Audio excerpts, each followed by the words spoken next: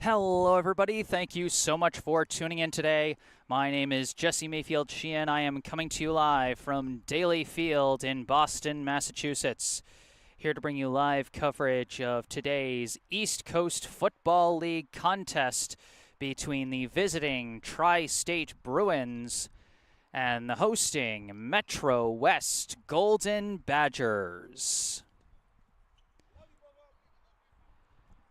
Well, the football gods have finally deigned us worthy of a beautiful day here at Daly Field. Those of you who have been following our Badgers live streams, you know the past couple of times we've been here at Daly Field, the weather has not been kind, and the stream has definitely suffered as a result, but it's a beautiful day out here. The only real threat to anything is the heat. We are in the low 80s right now, which is thankfully a little cooler than what we had earlier in the day. And I say thankfully, not just for myself and for the fans in attendance, but especially for the players out on the field wearing all those heavy pads and getting ready to, run around with all their might out in this contest. So it's only going to get cooler from here. Eventually the sun is going to go down as the game goes on. But it is a warm and toasty day out here in Daly Field. Not a rain cloud in sight, and as someone who had to cancel his live stream of the season opener because of heavy rains, I am most grateful for the good weather, and I hope you are too. Both teams coming into this contest looking to earn their first win of this summer 2023 season. Obviously, there were no games last weekend because of the 4th of July holiday. But the weekend before that, both teams came up short. The Bruins losing to the Rhody Ravens 19-0, while the Badgers lost a close one on the road against the Connecticut Lightning 18-14. And then, of course, in the season opening week, the Badgers fell here at home to the Windsor Flyers 27-0, while the Tri-State Bruins lost to the Rhode Island Raptors 25-2. So both teams 0-2 coming into this season looking for their first win. The Bruins actually looking for their first touchdown of the summer season, having scored 2 total points through the first 2 games. But of course, that's not any reason to underestimate this team. As we know, these two teams faced off in the spring season just a couple months back in what was another bad day weather-wise and another bad day for the stream as due to a technical mishap, the mic got cut out partway through the third quarter of that game. But ended up being a win for the Bruins by a final score of 20-0. Took until that point midway through the third quarter for either team to get on the board. The Bruins got on the board first with a nice drive and offensive touchdown, and from the rest of the way, no more offensive touchdowns were scored. The Badgers lost their starting quarterback, Pat Picariello, to a scary-looking knee injury a little bit after that first Bruins touchdown. They were forced to bring in a backup quarterback, and they suffered a pair of offensive turnovers that turned into defensive touchdowns for the Bruins, one on an interception, one on a fumbled snap.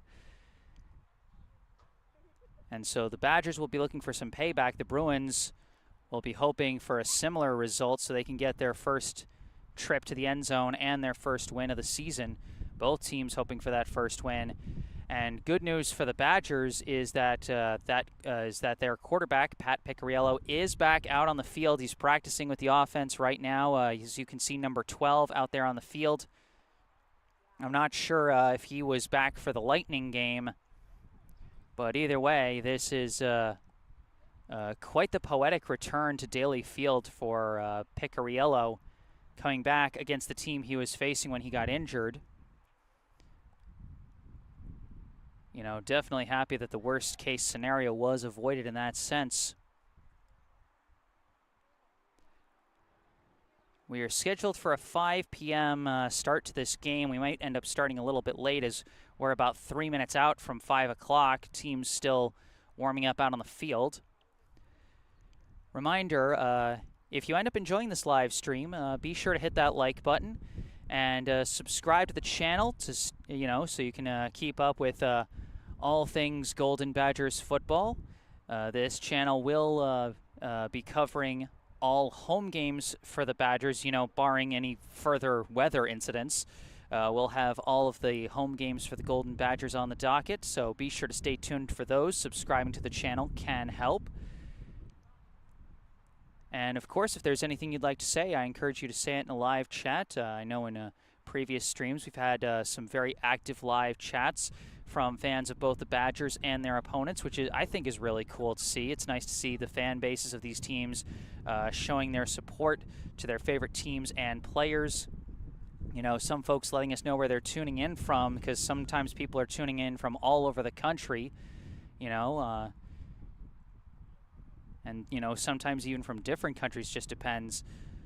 And then of course, always helpful if I've got something if I've got something wrong or confusing on the rosters that I find on the league site, or if there are any technical difficulties that come up, always nice to see viewers in the live chat speaking up to help me out in those respects. Makes my job a little easier and my execution just a little better, so I can give you guys the live stream you deserve. Games we've live streamed, I haven't really been able to follow along with the live stream because of the rain. I had to throw a coat over my laptop, so I couldn't see the live chat messages. But now I can, and the weather's good, and I should be able to see that. But in the rare case that I can't, if heaven forbid something goes wrong. Another way that you can reach out to me is through my email address, which you can see in the bottom right corner of your screen. But we should soon be getting this game underway. Once again, Jesse Mayfield-Sheehan, live from Daly Field in Boston, Massachusetts, for this East Coast Football League Summer 2023 contest between the visiting Tri-State Bruins and the hosting MetroWest Golden Badgers. And, well, since we got a few minutes, might as well read through the rosters. Familiarize everybody with the players that are going to be playing today. Although the whistle's blowing from the officials, so it looks like I'm not going to have time. If this were a sport like basketball, I might be able to rush my way through it, but football rosters are big.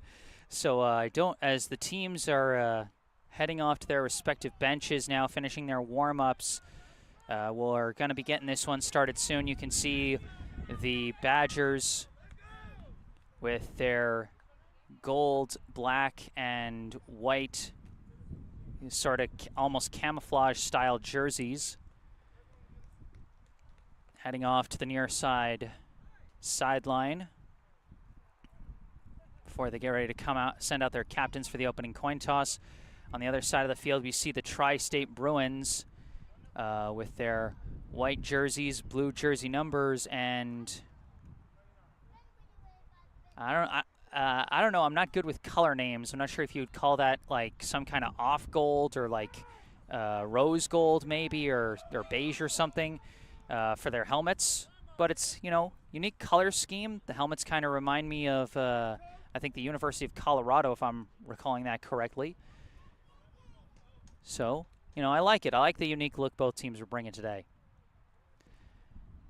Send their players out for the opening coin toss for the Golden Badgers. I see number 8, Kirk Prescott, number 3, Marquise Hughes, number 12, Pat Picariello, number 16, Shane Bushy, and number 55 as we await the result of the toss.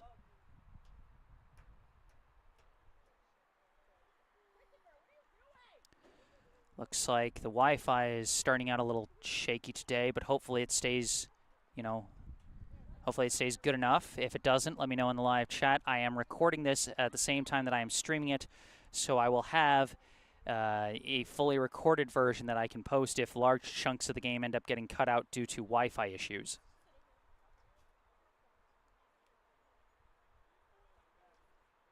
There's the coin toss.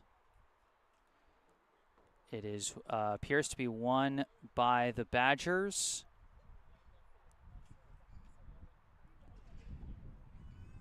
Looks like the Badgers have won the toss and elected to defer to the second half. So the Bruins will receive the opening kickoff. The Badgers elect to start from our left side, and we're about ready to get this one underway.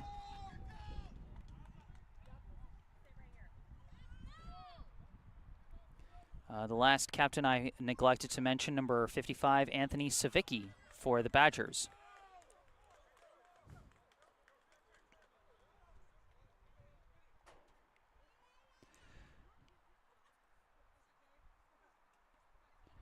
And it appears while I was looking away, the live chat has exploded. I like to see that.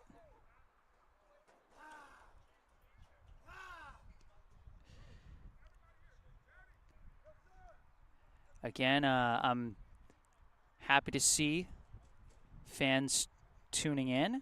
Happy to see fans participating.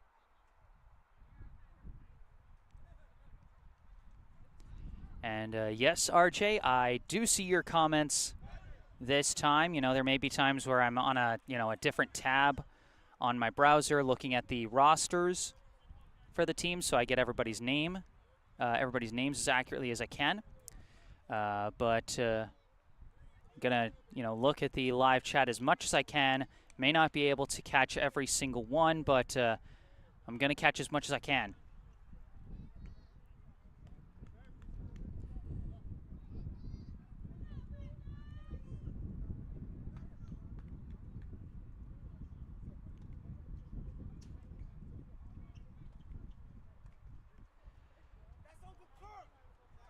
See the Bruins on our right setting up for their return. Looks like they've got numbers 13 and 80 back deep. Number 13 for the Bruins is Michael Oppenheimer. And number 80 is Christopher Kelly.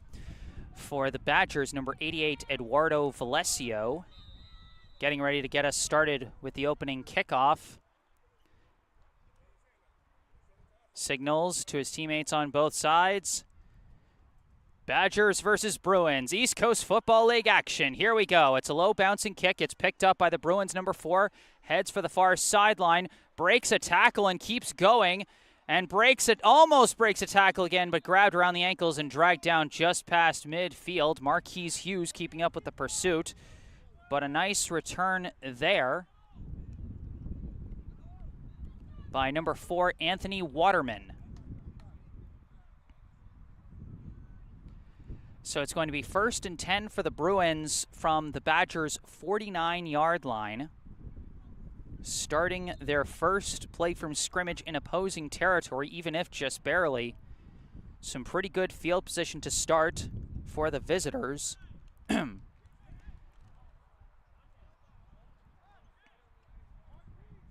the last time these two teams played, only one offensive touchdown between the two of them, as the Bruins ended up finishing with a 20-0 victory, aided by 2 defensive touchdowns.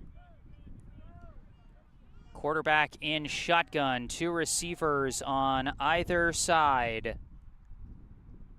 They send a receiver in motion, and they give it to him. That's Christopher Kelly, and he is dragged down behind the line. The blocker sent Joe Lyman right into him, and Lyman came through with a nice tackle.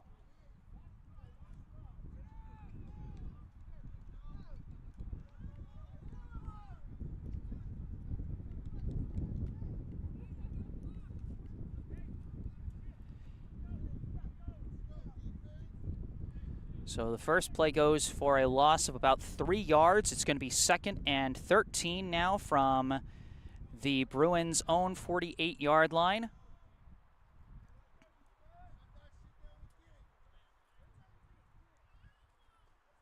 They come back out in shotgun. Quarterback number 2, Anthony Berardino in shotgun. He's got Oppenheimer on his right, 2 receivers either side. Takes the snap, juggled it a bit, but picked it up. Evading the rush, rushing forward, finds a hole, breaks through the middle, it breaks a tackle, and finally gets wrapped up and brought down by Hughes, but not before gaining a first down. Nice evasive maneuvers by Berardino.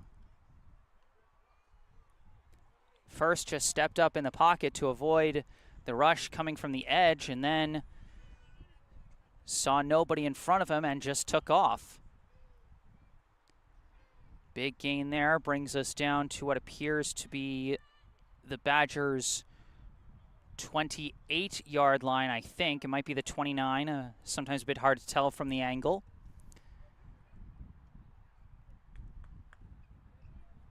But either way, a gain of about 24 yards on the QB keeper by Berardino to give the Bruins some nice field position and a fresh set of downs. Berardino got a new running back over on his right with two receivers on either side once again. Takes the snap, hands it off. Number 10 looking for a hole, gets tripped up and brought down after a short gain. And we've got a flag thrown after the play. And I think this is going to be a personal foul on the Badgers. I was briefly looking away trying to identify the ball carrier on the roster. My apologies. I did not see what quite happened, but might have been, my guess is there was some pushing and shoving after the play.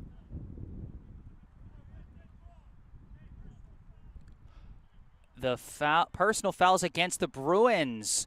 I thought I saw the official gesturing in the Badgers' direction before they made the call, but in fact, it's a big penalty against the Bruins. That's going to set them back all the way to the 37.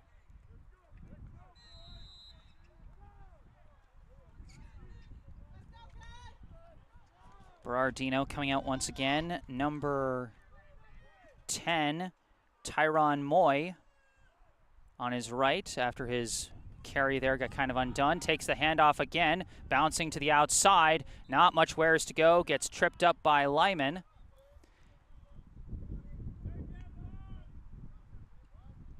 And might have gotten, looks like got back to the line of scrimmage for no gain. It's going to be third down. The line to gain is the 18. So it is third down and 19 yards to go after the 9-yard personal foul. Well, actually, a net loss of 9 yards on the personal foul. My guess is it was a 15-yard penalty, after a gain of about 4.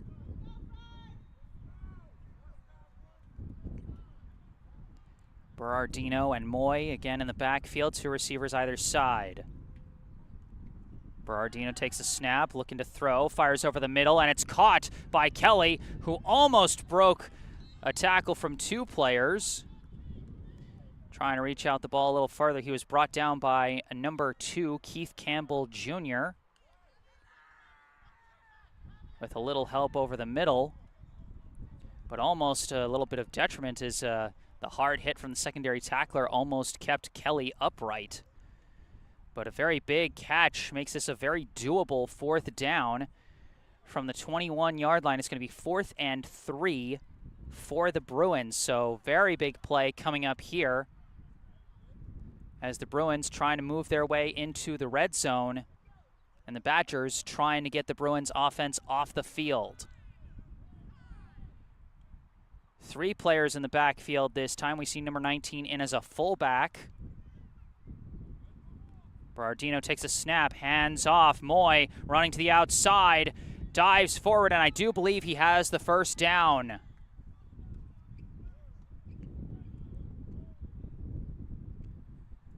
Looks like he was pushed out of bounds right at the yard gain. Might have gotten 1 extra yard. Gain of about 4 to the 17-yard line. That is good for a very big Bruins first down.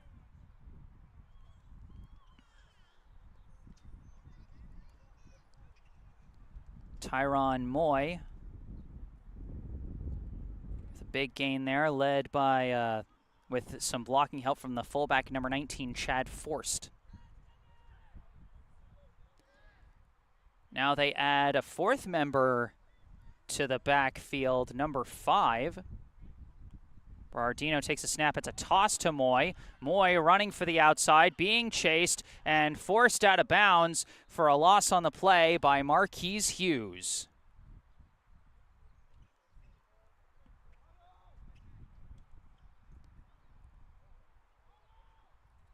So another smaller offensive setback for the Bruins, but they haven't let any setbacks deter them from moving down the field so far. They had the negative play on their first play from scrimmage. Didn't stop them from getting a first down on the big run by Berardino.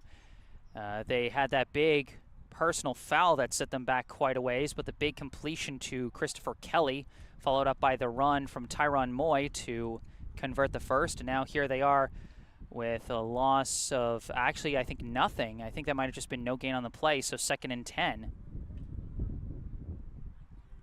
Berardino takes the snap, looking to throw this time, steps up in the pocket now, scrambles out of the pocket. He's got some room to his left, cuts upfield, but loses his footing and stumbles to the ground. He is downed by number 4, Ralph Duperville. But another nice scramble by Berardino. Looks like it's going to be 3rd down and about 4 from the 11, if I'm seeing this right.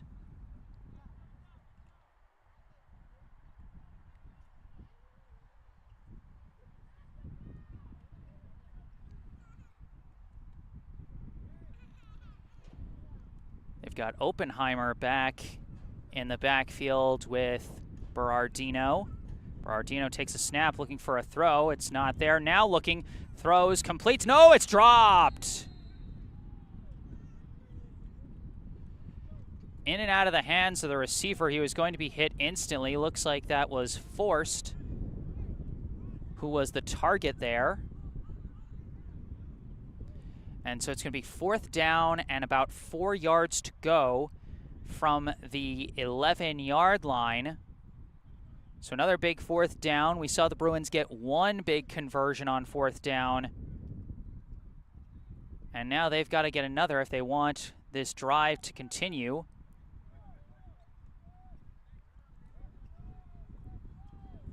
Trying to get their first offensive points of the summer season with this drive here. Oppenheimer and Berardino in the backfield, 2 receivers either side. Berardino takes the snap, looking to throw, throws across the middle, it's caught, and receiver dragged down. Where are they going to spot the ball? I think it's going to be a 1st down.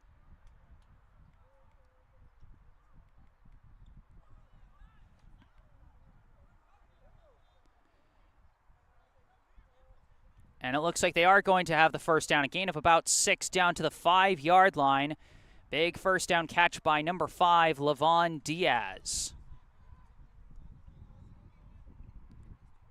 So 2 big 4th down conversions for the Bruins. They've now got 1st and goal at about the 5 or 6. Looks like the 5. 1st and goal from the 5.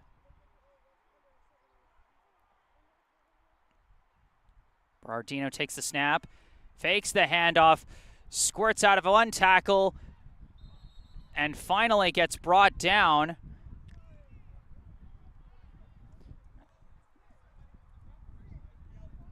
Slippery quarterback Anthony Berardino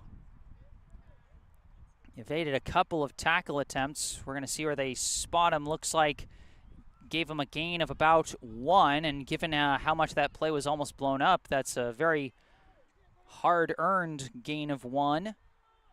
It'll be 2nd and goal from the 4.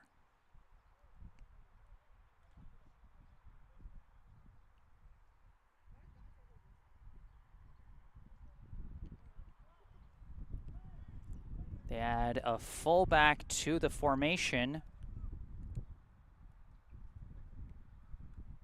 Ricardo Rivera in there with Berardino and Oppenheimer. Snap, give. Oppenheimer trying to bounce the outside, tackled around the ankles. Big tackle by number 29, Daniel Garcia. And that's going to be a loss of about 3 on that play. So it's going to be 3rd and goal from the 7. The Bruins still have 2 more chances, so the Badgers are going to need to make 2 more big defensive stops if they're going to get the Bruins off the field with no points.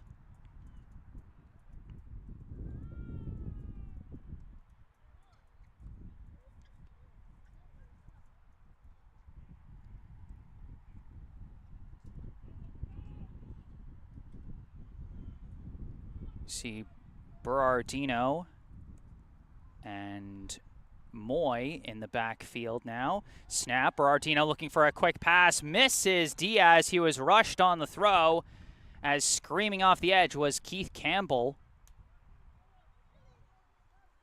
And now with the incomplete pass, this is going to be 4th and goal from the 7. Assuming we don't see a kicking unit come out, this is going to be a touchdown or bust play for the Bruins. Unless there's some kind of personal foul or some kind of penalty that grants an automatic first down, it's just going to be a touchdown or a turnover. We'll see what happens. Snap to Berardino, looking to pass, rolling out to his right, throws a pass, hits Forst in the end zone for the touchdown. Chad Forst left wide open in the flats. And that 7-yard touchdown pass from Berardino to Forst is good for the first offensive score of the summer season for the Bruins.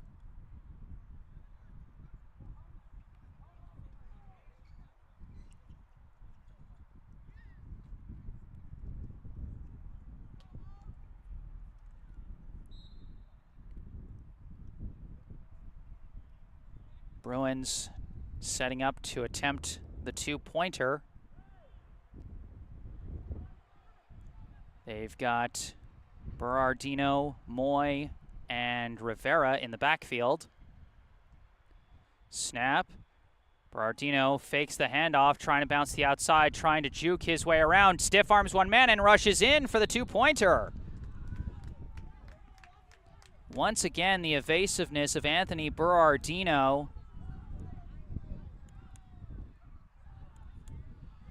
proves fruitful for the Tri-State Bruins as they take an 8-0 lead off the first offensive possession.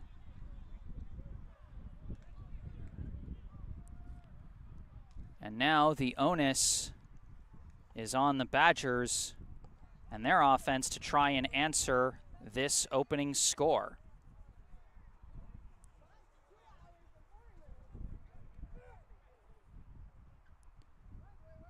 It was a 7-yard touchdown pass from Anthony Berardino to Chad Forst, followed by a successful 2-point try on the QB keeper by Berardino.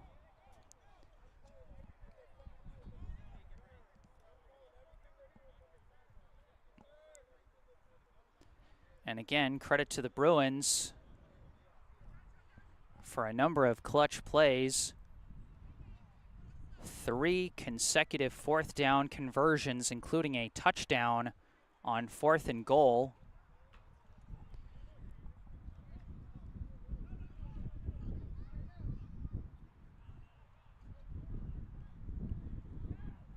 Now we'll see what the Badgers can do in response.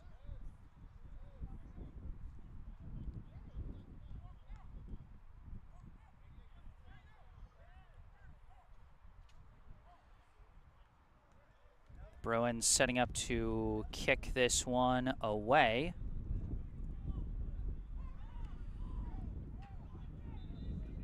And it is number 17, Christopher Fabian, setting up to kick this one off for the Bruins. Back deep for the Badgers is number 3, Marquise Hughes. A little bit up from Hughes' position, I see number 27, Dasani Houston. And I'm having a little trouble reading the jersey number of the other player. And the kick is woefully short. Oh, wait, he's going to fall on it. They almost didn't. No, wait, they didn't fall on it. Oh, my gosh. The ball was just dribbling right towards them, and they couldn't recover it, and the Bruins have it. It was a miserably bad kick. Didn't look at all like it was intended to be any kind of onside anything. It wasn't even made by number 17 like I thought it was going to be, but the Badgers just kind of trying to nonchalantly pick it up or fall on it, just didn't. And so the Bruins Off the back of one successful offensive drive, we're going to get a chance at another, starting once again in Badgers territory. It'll be 1st and 10 from the Badgers 47.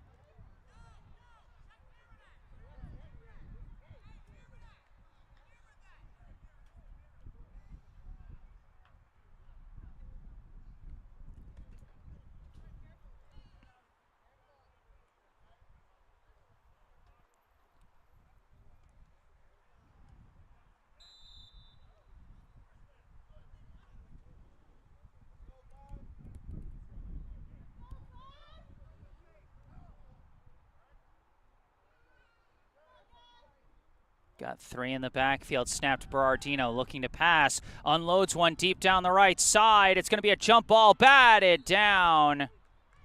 Well covered by the Badgers, number 33, who unfortunately is not on the roster. So if any Badgers fans recognize number 33, please let me know in the live chat, as that was a nice pass breakup on a pass intended for number 24, Aaron Jordan.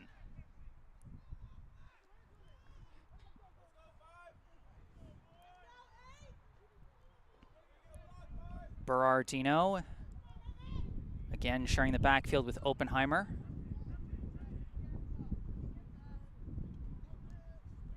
Takes the snap. In the pocket, stepping up, floats a pass out to Oppenheimer in the flats. Oppenheimer taking off field and gets a nice gain there. Going to be very close to the first down marker. Going to depend on where they spot it. They're going to spot it at what appears to be the 39-yard line. So it's going to be 3rd down and about 2.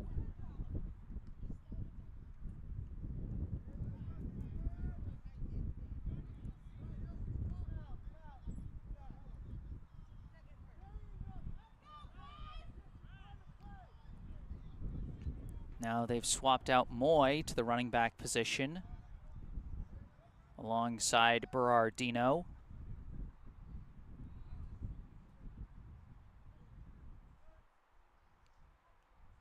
Snap, fakes the give to Moy, and taking off is Berardino. He breaks one tackle and gets brought down. Flag is thrown at the tail end of the play. We might be looking at a face mask penalty. It was a bit hard to tell in the crowd of bodies. It is a 1st down conversion on the run by Berardino, as we await to see what the flag is.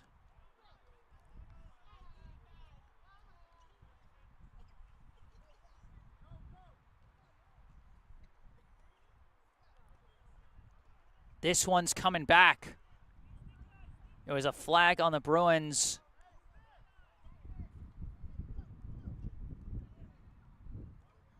I was desperately trying to find out what the flag was. It must have been an offensive holding penalty, in which case it's a 10-yard spot foul from where the illegal block took place. And so now we've got 3rd down.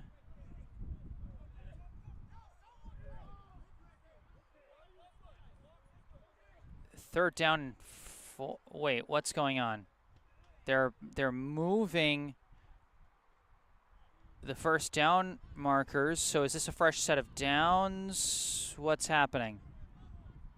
It looks like they've marked it as 3rd and 12 from the 41. I'm very confused, folks.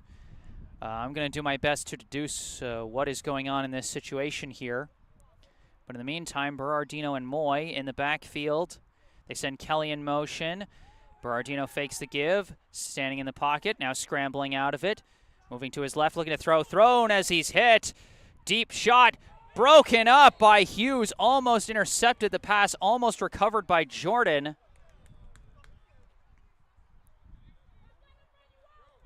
Bit of excitement there. And now it is 4th down and 12 from the 41. Again, I'm not entirely sure what happened on that penalty.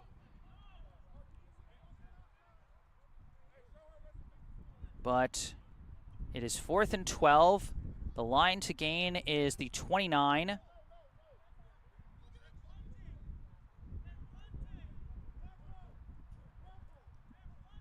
The Badgers players appear to be indicating that the Bruins are going to punt.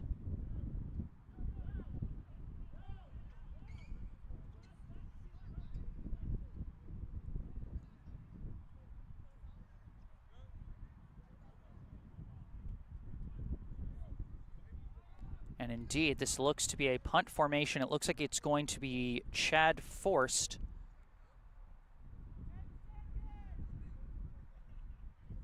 who of course caught what is so far the game's only touchdown. Here's the snap. Punt is away. Wynn's going to catch it. It's caught by Marquise Hughes. He didn't fair catch it. Runs forward, gets hit by about 3 different guys, but does move the ball a little bit forward.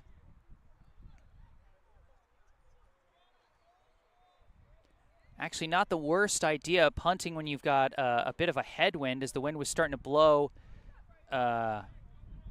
from left to right. But Hughes able to get a couple extra yards off the return, as that is going to be the end of the first quarter. Our score at the end of 1, the Tri-State Bruins 8, the MetroWest Golden Badgers 0.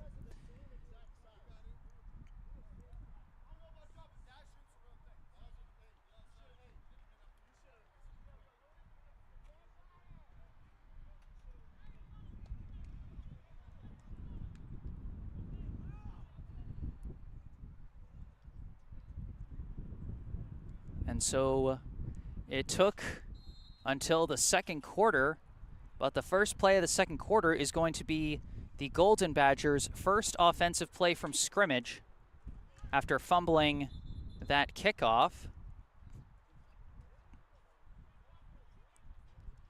So here come the Badgers. Quarterback number 12, Pat Picariello, back at Daly Field after suffering a knee injury the last time the Badgers faced the Bruins at the end of the spring season.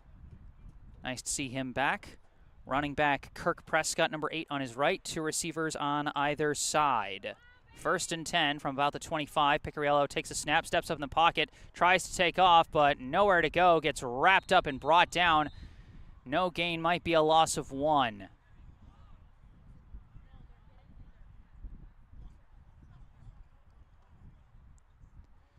Looks like first to the ball was number 7 for the Bruins, Jerome Bailey. Looks like it's going to be no gain on the play, and it'll be, maybe a loss of 1. I think it is actually a loss of 1, so it's going to be 2nd and 11 from the Badgers' 24-yard line.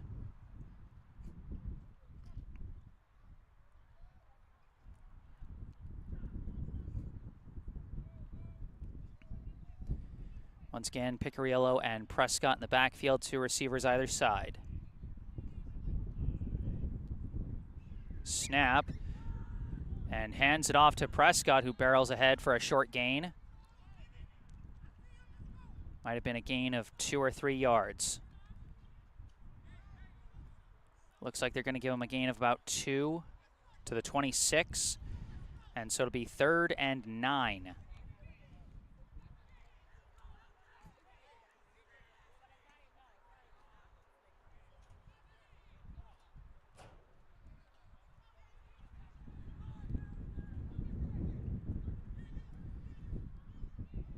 Badgers did find the end zone twice against the Connecticut Lightning 2 weeks ago. But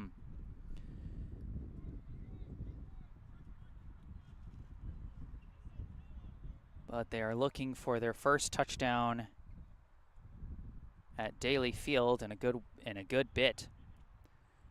3rd and 9, snap to Picariello, pass rush immediately in his face, and he's brought down, lost the football, and it's fallen on by the Bruins. The strip sack by Fabian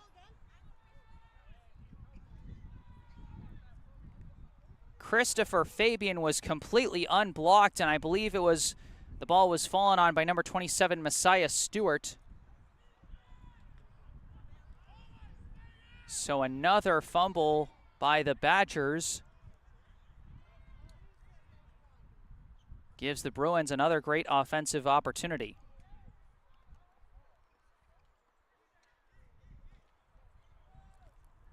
It's going to be 1st and 10 for the Bruins from the Badgers' 14-yard line.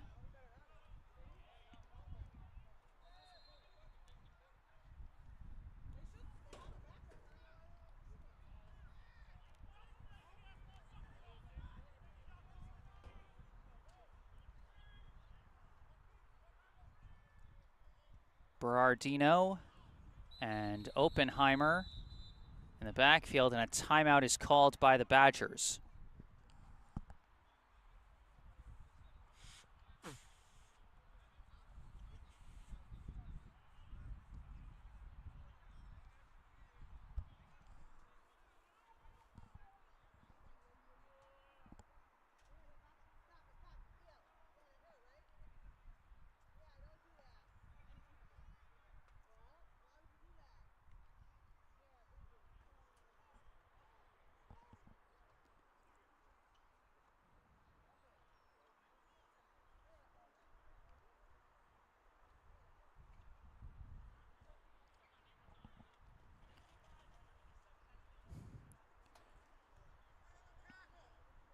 So it looks like the Badgers got a little confused over which players they wanted out there for that first defensive play. Might have been on the verge of a 12 men on the field call.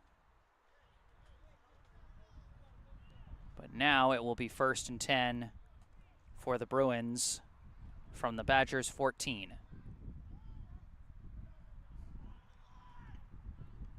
Snap, Berardino looking to throw. Throws out to the flats to Oppenheimer. Oppenheimer forced out of bounds after a short gain.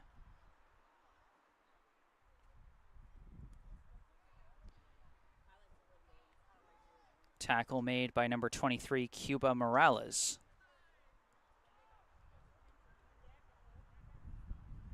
Looks like a gain of about 4 to the Bruins, to the Badgers' 10-yard line. Bruins facing 2nd and 6.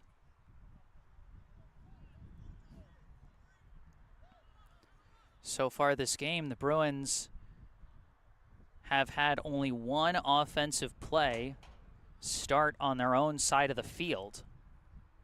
They've been living in Badgers territory for much of the early stages of this contest.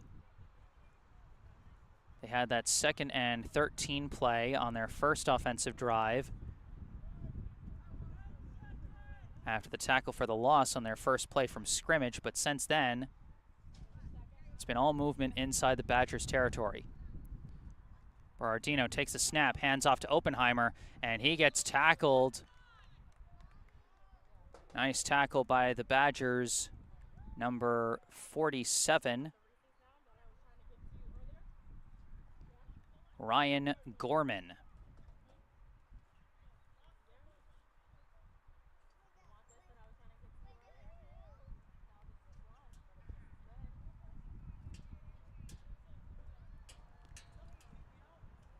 No gain on that play. It's going to be 3rd and 6 from the 10. Might have been a loss of 1, might be 3rd and 7 from the 11.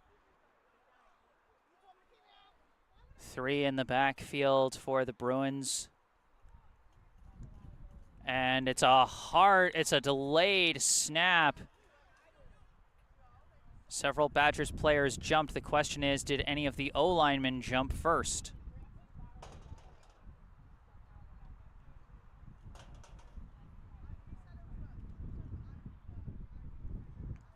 The officials conferring over the call. And it is going to be an offsides against the Badgers. That's going to make this a much more doable 3rd down and 1 from the 5.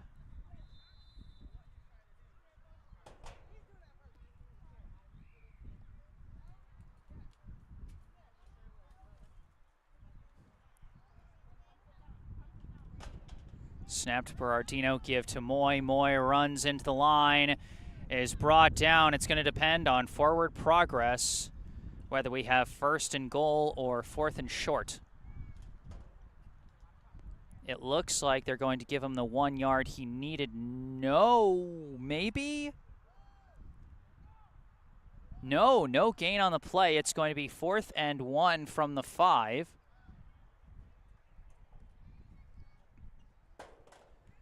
So a nice stop from the Badgers, but they're going to need another stop of no gain or a loss of yards if they want to get the ball back.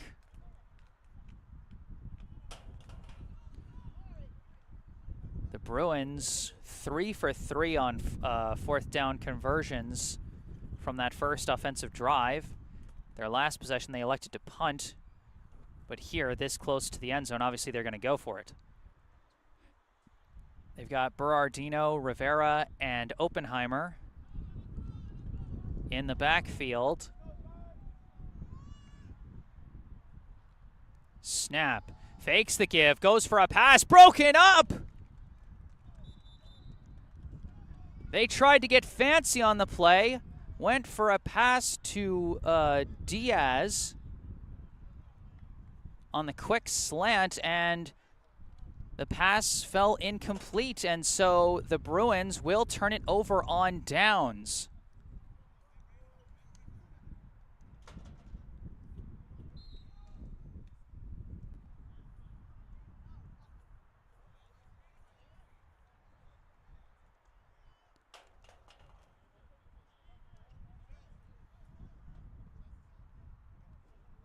And so the Badgers will take over 1st and 10 deep in their own backyard at the 5-yard line.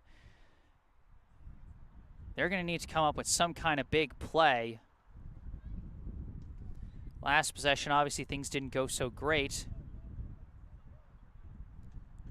A loss of 1 on a quarterback sack, a gain of 2 on a handoff, and then a strip sack on 3rd down gave away the ball. Badgers come out 1st and 10 with 2 receivers on either side of Picariello. They send a man in motion. Snap, they give to Kirk Prescott, who runs into the line and has nowhere to go. Going to be tackled for a loss.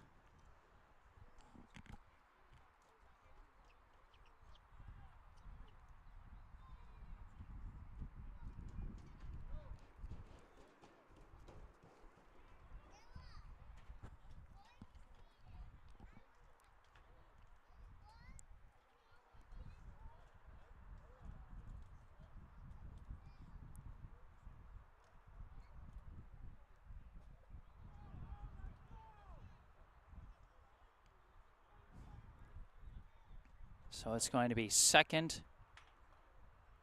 And it looks like they marked him for no gain on the play. So 2nd and 10. Picariello throws a pass, overthrows Houston, and it's almost picked off. Safety had a chance at it,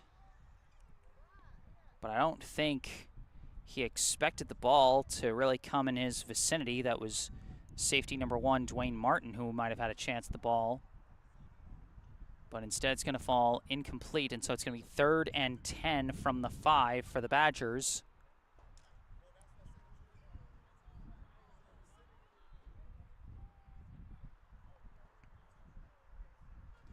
Two receivers on either side, Picariello and Prescott in the backfield. Timeout called by the Badgers.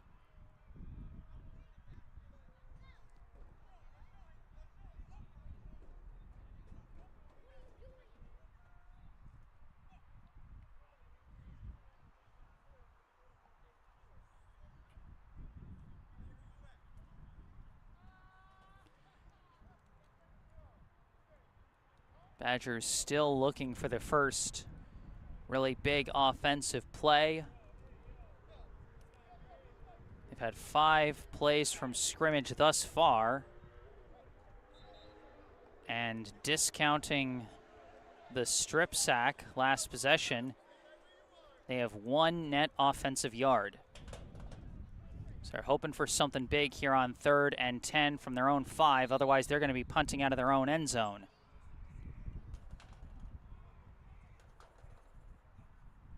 And we've got a flag, as it looks like one of the receivers jumped for the Badgers, so a false start is going to set them back.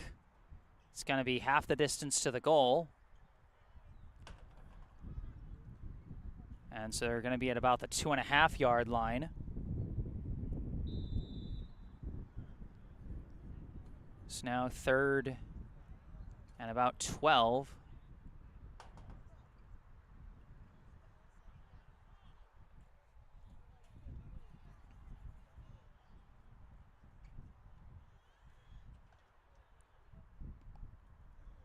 Now the Badgers got to be really careful. Not only are they on the verge of punting out of their own end zone, but if the offense makes a mistake and loses the ball, this could very easily turn into a defensive score.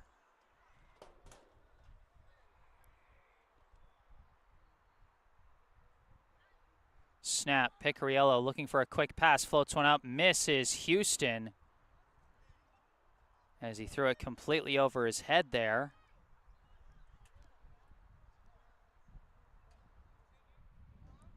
Not sure if that was a miscommunication or if it just came out of Picariello's hand wrong, or if maybe partway through his throwing motion he realized Houston was covered and just decided to loft one up. But whatever it was, it's an incomplete, and so Eduardo Valesio is getting ready to punt out of his own end zone.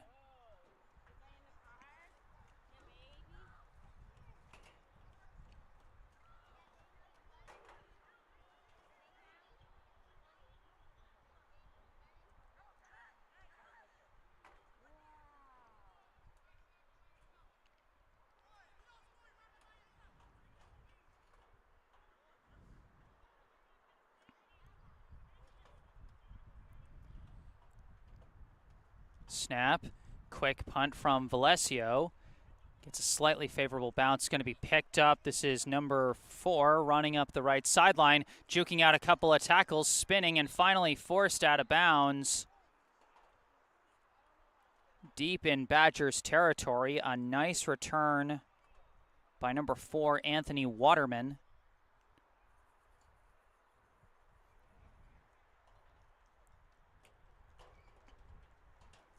And once again, the Bruins just living in the Badgers' territory and almost kind of just living in their red zone. As this is going to be 1st and 10 from the 16. And so the average starting field position of the last 2 offensive possessions for the Bruins has been the Badgers' 15-yard line. Bruins were not able to punch it in despite the short field the last time they had the ball. But now they get another chance with another short field. 1st and 10 from the Badgers' 16. Berardino and Oppenheimer in the backfield, 2 receivers either side.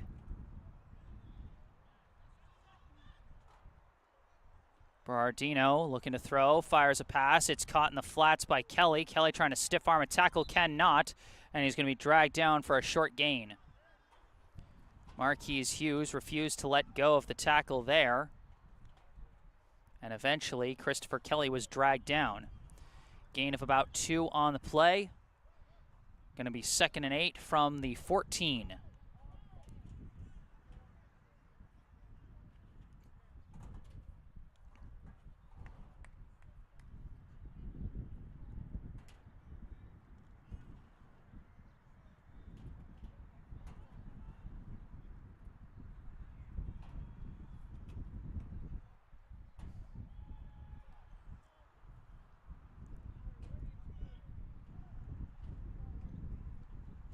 Berardino takes the snap, rolling to his left, trying to evade the rush, throws a pass, hits his man. He is tackled by about 3 different Badgers. Catch made by number 8, Lecky Oliver.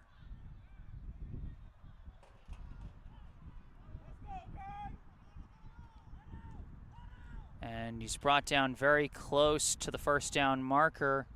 Looks like it's going to be third down and about 1 from about the 7-yard line.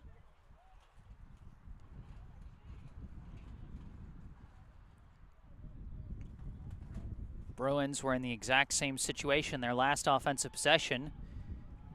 And in that scenario, they went for a handoff for no gain and then threw an incomplete on 4th and 1. Now once again facing 3rd and 1. Berardino, Rivera, and Oppenheimer in the backfield. Snap. They give to Rivera, the fullback, trying to push the pile. He is dragged down. Looks like they're going to be short again and actually lost a yard. So the fullback dive does not work. And it's going to be what looks to be 4th and 2 from the 8-yard line.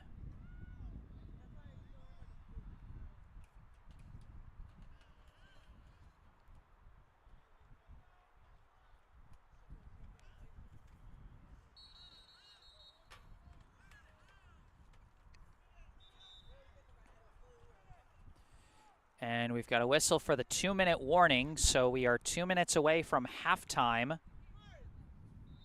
Score still 8-0 Bruins. Off that 7-yard touchdown pass from Anthony Berardino to Chad Forst. And the 2-point conversion by Berardino. And we got a flag thrown now.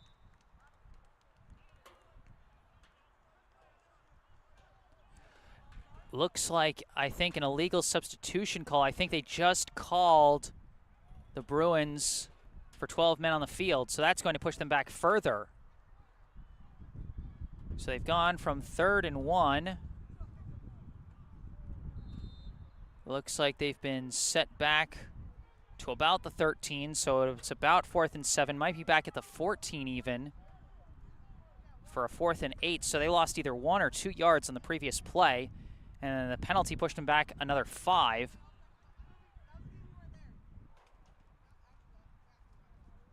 Snap to Berardino, fakes the handoff, running for his life, evades the pass rusher, scrambling to his right, looking, still running, takes off, he's still on his feet, pushed out of bounds. Did he make it? They marked him just short. It's another turnover on downs. Anthony Berardino, almost with a crazy effort, dodging and weaving around tacklers. He came up just short of the first down, and so the Badgers take over again deep within their own territory.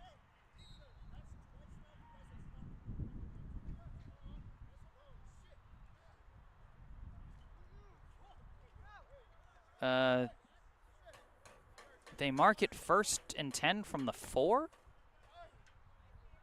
That makes 0 sense.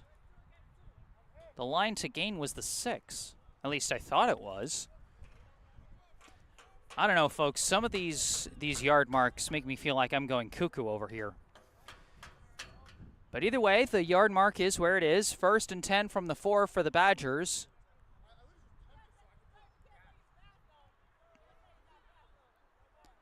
Two receivers on either side of Picariello. Snap, looking to throw. It's not Picariello.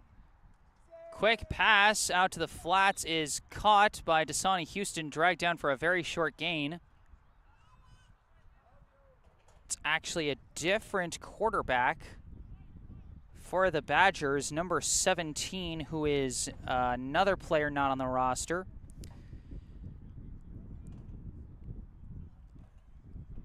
So once again, if there are any Badgers fans who recognize the players that I don't have on my roster so far, we've had numbers 17 and 33 come up. You can tell me something in the live chat, or if you're worried about your message getting buried in the live chat, you can also send me an email. Number 17 back in shotgun, takes the snap, rolls to his right, still rolling, tucks under his arm and runs, and is pushed out of bounds.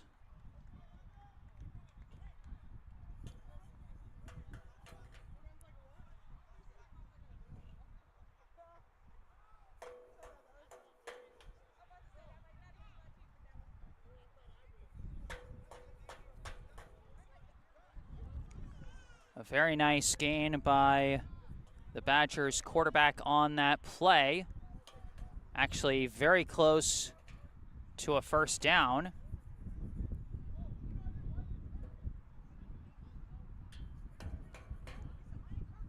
Out to what appears to be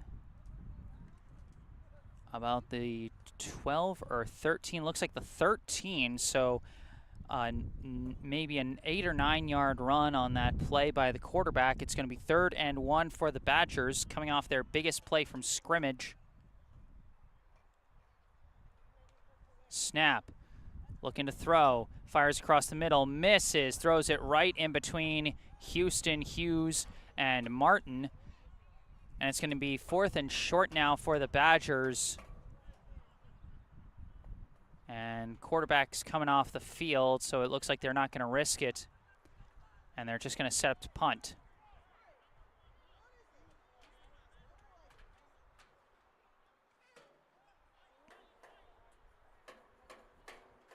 I don't see Valesio out there either. Now I see Valesio coming out.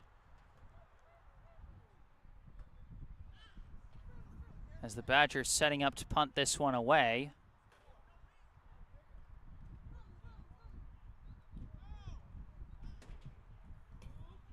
Certainly they'll be hoping to try and push the Bruins a little further back.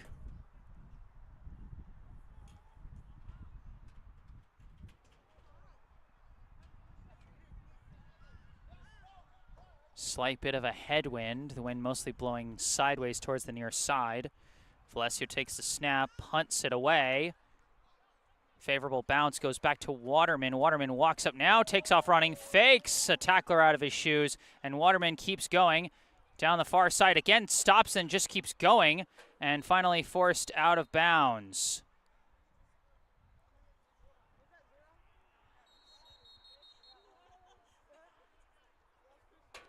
Another nice return from Waterman.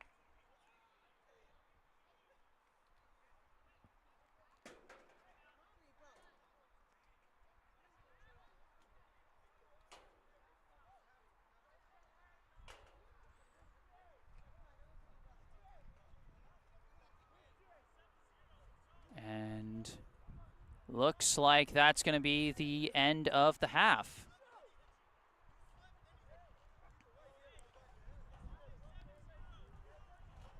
And as both teams come off the field, that's going to be the half. At halftime, the score, the Tri-State Bruins 8, the MetroWest Golden Badgers 0. And after an entire first half that saw only one play from scrimmage start in Bruins territory, I feel like the Badgers might be a little lucky to get into this half down just one score. That one score coming on a 7-yard touchdown pass from Anthony Berardino to Chad Forst with a successful 2-point run by Berardino. Well, this is our score at the half. I'm Jesse Mayfield-Sheehan here at Daly Field in Boston, Massachusetts, bringing you live coverage of today's East Coast Football League contest between the Tri-State Bruins and the MetroWest Golden Badgers. Going to take a break off the mic for halftime, so the sound will go muted, but don't worry. Sound will come back, and I will come back for the third quarter, so stay tuned.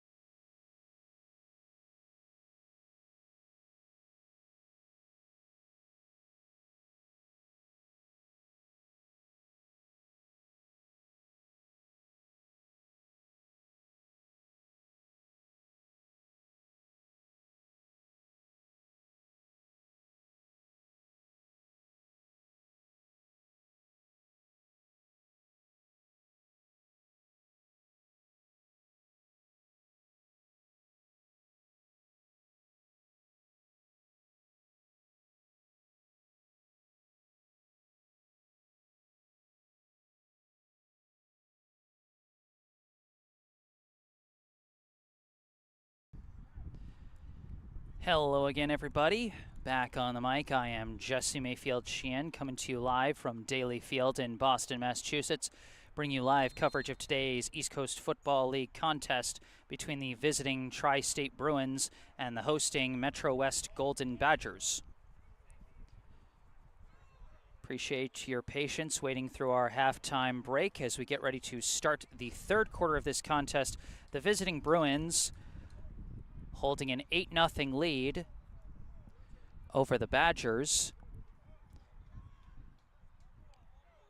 And while it's just a one-score difference between the two teams, it was a rather one-sided affair through much of the first half. Only one play from scrimmage for either team started on the Bruins side of the field. They had one play from their own 48 on 2nd and 13 on their first possession. And other than that, the entire half was spent on the Badgers side of the field.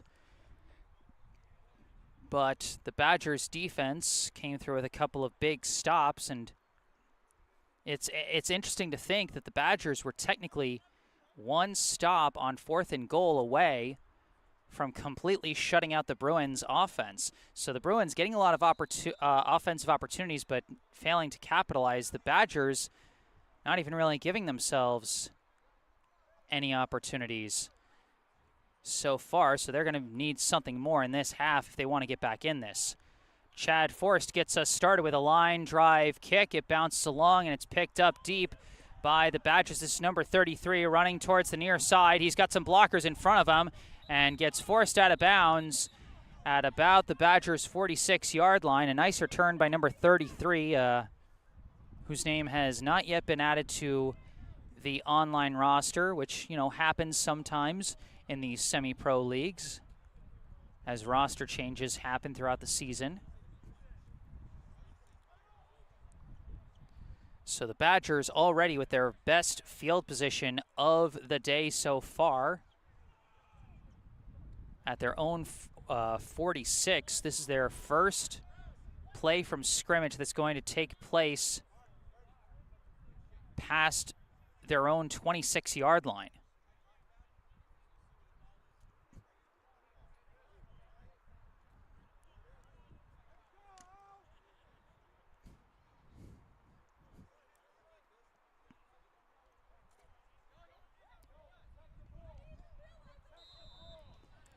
Badgers coming out for the first time under center. They've got two backs behind quarterback Pat Picariello. Looks like Kirk Prescott, the fullback, and Marquise Hughes, the running back. They move Prescott, and it's a toss play out to Hughes. Hughes takes off running, trying to stiff arm, and he gets hit and fumbles the football. It stays in bounds. It's picked up by the Bruins, but they blew the play dead. They blew it dead. Did they say that Hughes' foot was out of bounds before he fumbled it? Oh, the Badgers might have just gotten a very lucky break there. Some hard hits from the Bruins defense there that almost turned into a defensive score. It was Anthony Waterman who applied the first hit. And then number 6, Shalk Black, applied the second hit that appeared to pop the ball out. We've got a flag for a personal foul against the Bruins.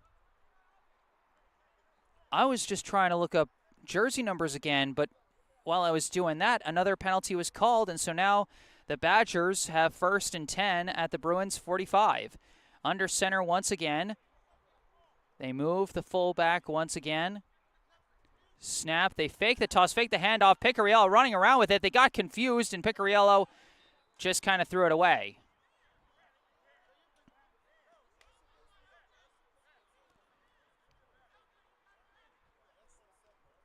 There were about 3 defensive linemen within a foot of Picariello, but they seemed to actually get fooled by the fake handoff and not just immediately crunch him back there. And instead he was able to get a throw off and turn it into a play of no gain.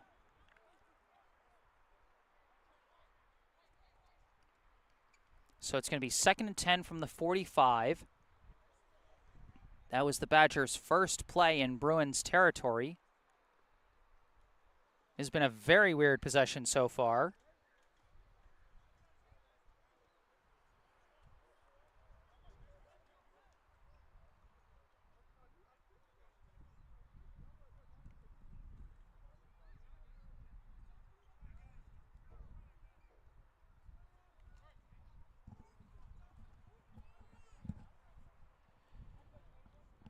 Second and 10. Back out under center. They got a different fullback this time. Snap. Picariello back to throw this time. Throws a pass, and it's right through the hands of Black. Pass was intended for Eduardo Valesio, but it was overthrown. Black had the ball in his hands, but just kind of dropped it. And so the Badgers with another lucky break. They've almost turned the ball over twice out of 3 plays.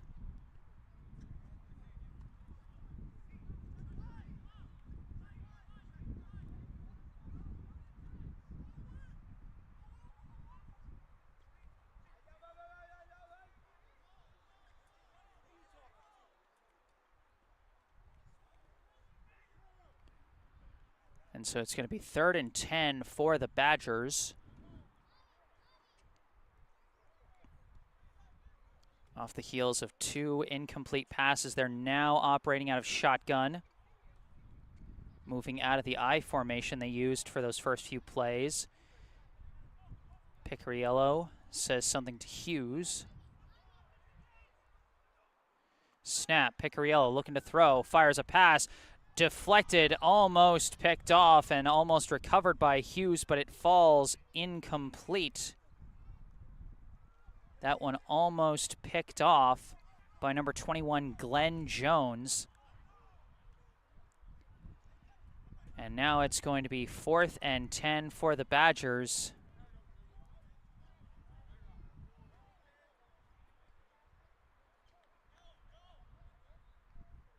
And so Valesio back out to punt. The Badgers hoping to pin the Bruins deep.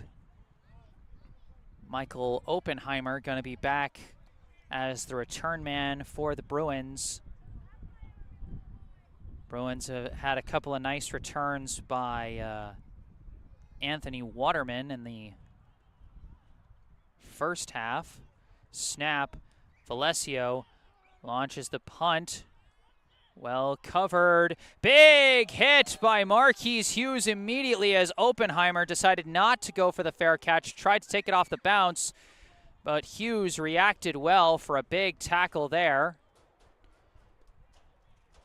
And for the first time today, the Tri-State Bruins are going to start an offensive possession in their own territory.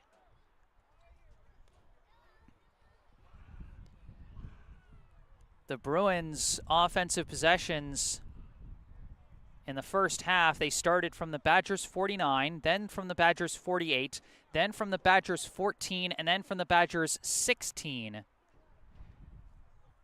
Their ensuing offensive possession would have started in Badgers territory as well after another punt return, but that punt return ended up being the last play of the half. So now it's going to be 1st and 10 from the Bruins' 10-yard line.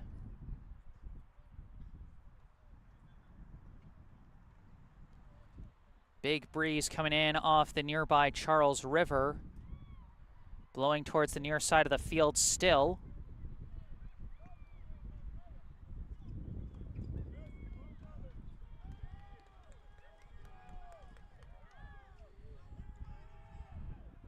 Bruins in shotgun. Berardino takes a snap. Quick screen pass out to number 8. He's got some blockers, off to a nice run. Finally dragged down by Ralph Duperville.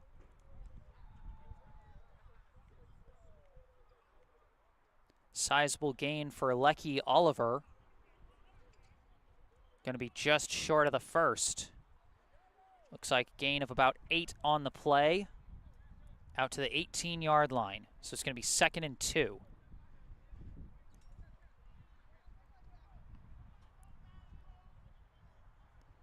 So this is going to be the first play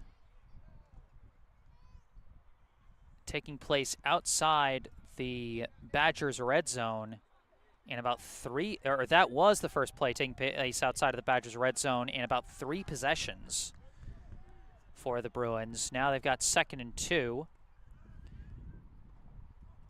Berardino takes a snap, looking for another quick pass, throws one over the middle, caught by Aaron Jordan. That's going to be good for the first down.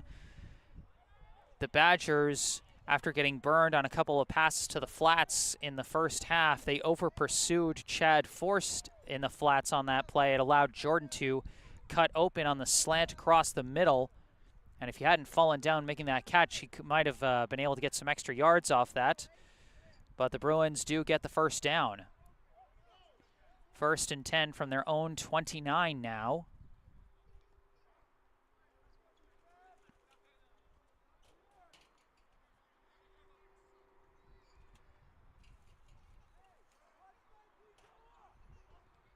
Snap, handoff. This is Moy, and Moy gets dragged down, grabbed around the ankles by Daniel Garcia.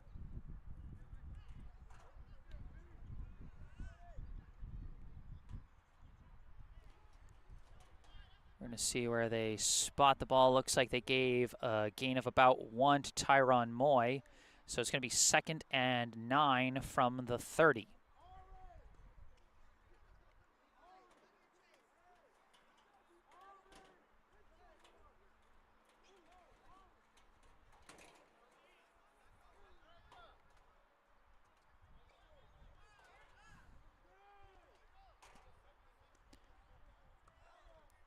Second and 9, Berardino and Moy in the backfield, 2 receivers either side. Snap, Berardino looking to throw, quick pass, hits his man.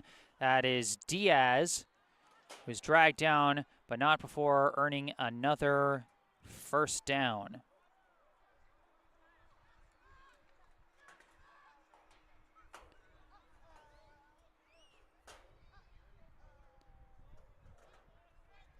Lavon Diaz. The big catch there. Looks like the Wi-Fi is getting a little shaky, though I'm not sure why. Again, if it's getting egregiously bad, I have a recording I can post later tonight. Snap to Berardino. He's got time in the pocket, now scrambling out of the pocket, cutting upfield, looking for an opening, weaving through tacklers, spins off one, but gets dragged down from behind by Duperville. Short of the first, but again, the elusiveness of Berardino when he takes off running. And it's going to be 2nd and 2 after an 8-yard run by the quarterback. Now back in Badgers territory at the Badgers' 46-yard line.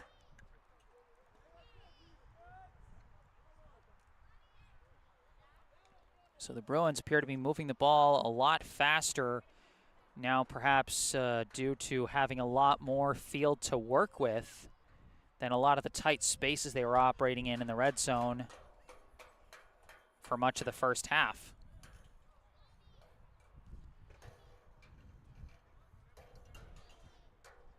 Second and 2. They've got Berardino, Oppenheimer, and Diaz in the backfield. Snap, toss to Oppenheimer, cuts up the middle, flag is thrown. Oppenheimer converts the first down, but it's going to depend on the flag. This might be a blocking foul against the Bruins, in which case we'll be coming back. We're going to see where they mark what they call here. It's an offensive hold against the Bruins, so this run will be coming back. We're going to see where the spot of the foul was, because holding is a spot foul, so it's 10 yards back from the spot of the foul.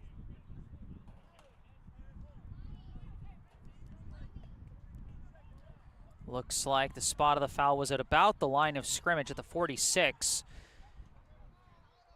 So this should move us back to the, looks like in terms of net yards, it's about a 7-yard loss back to the Bruins 47. So it'll be 2nd and 9 following the holding penalty.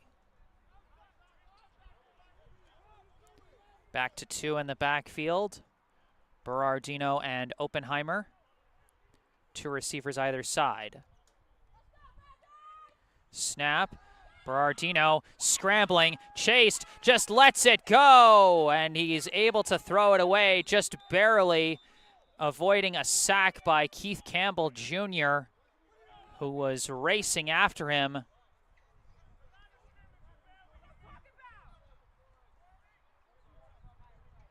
Now the question is, do they throw a flag for grounding? That pass did not get past the line of scrimmage, which is important to note.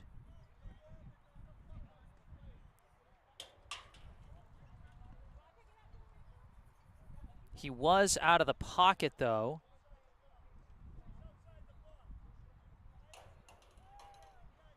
The officials are saying he was outside the box. And so it's not grounding, and so it'll be 3rd and 9. And I think they're saying that it would have gone past the line of scrimmage, but it was caught by Prescott out of bounds. And they're saying that with the a few more air yards, it would have gone past the line of scrimmage where it would have naturally landed. So that's why it's not intentional grounding.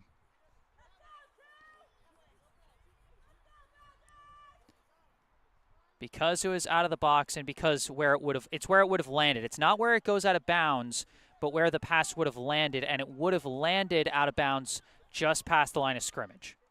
So good throwaway by Berardino, following the nice pass rush led by Keith Campbell. Snap, Berardino stepping back. He's got time, stepping up, scrambling to his left, looking to throw, fires a pass, caught but out of bounds.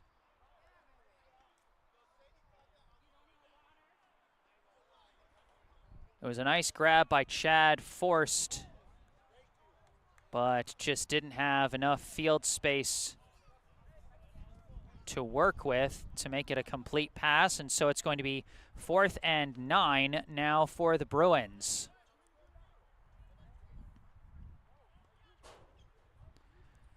So the Bruins setting up to punt for just the 2nd time so far today. Forst getting ready to punt this one away. The Badgers have Marquise Hughes back deep. Appear to have Ralph Duperville as the short return man. But Duperville coming up a lot closer.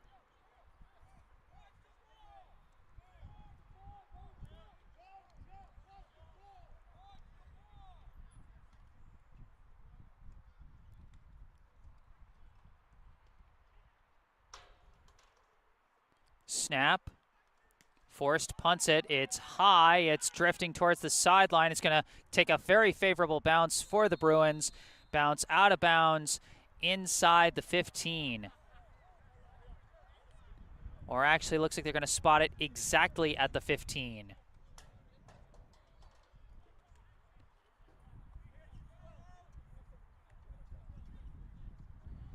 So the Badgers going to have 1st and 10 at their own 15.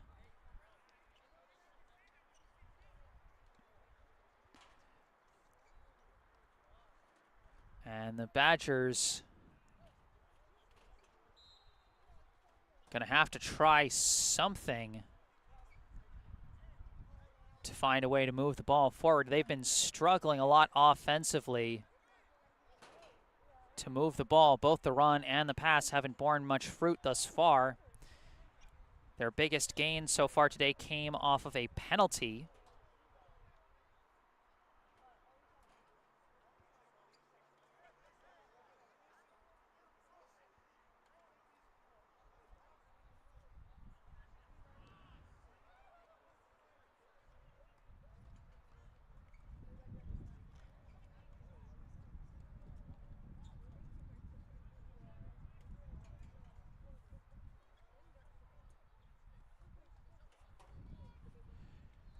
First and 10 now from the 15. Picariello in shotgun to receivers either side. Snap, Picariello steps back, looking to throw, still looking, now fires a pass, and it is not picked off! Another near interception for the Bruins. They've had quite a few of those. That one almost picked off by number 20. And Nijay Strode. Apologies if I butchered the pronunciation on that name. But Strode almost had it. Went off the fingertips of one hand, then off the fingertips of both hands. And now the Badgers switching their quarterback. Picariello coming out for number 17.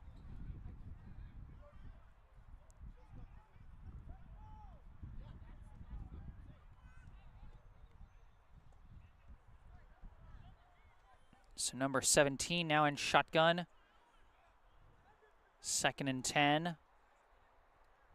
Snap is high, but he takes it, gives to Kirk Prescott, who gets wrapped up. Brought down, looks like a loss of about 1.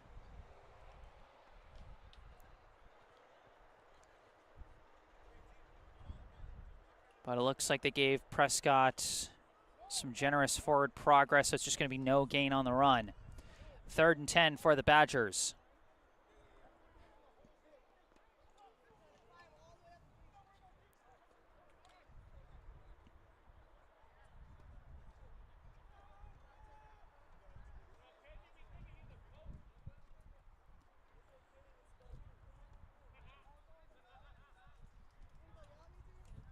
'17 takes the snap, fakes the handoff this time, trying to scramble, throws a desperate pass, goes over everybody and out of bounds. And it's going to be 4th and 10 now for the Badgers, and they're going to be forced to punt.